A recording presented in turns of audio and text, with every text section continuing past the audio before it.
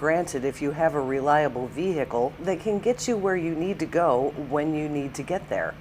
And that's not reality for a lot of people. Senior citizens, people with disabilities, even people in lower income brackets might not have access to that. And when you cut off your access to the community, you really cut off a quality of life.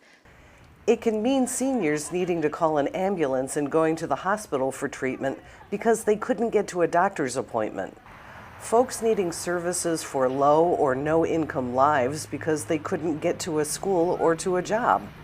These training services can have a ripple effect on the larger community. So if you can imagine that that's your life and how that affects the rest of the community as well. So we're not just talking about that individual's quality of life, we're talking about how that affects the rest of the community. So now, if we have people that have access to the community and education, employment, and medical attention, they are now contributing to the community. You have people that can now work at our local businesses, they can shop at our local businesses. So it's improvement all around. It's not just improvement for that individual or just for the community. It's really improvement for everyone. To prove that just about anyone can learn to ride the bus, Steele ran through her training tactics with me. We started with her showing me where cash would go, no changes given, how to use a reloadable pass, and how to ask for a transfer that would allow me to change buses to take me to my destination.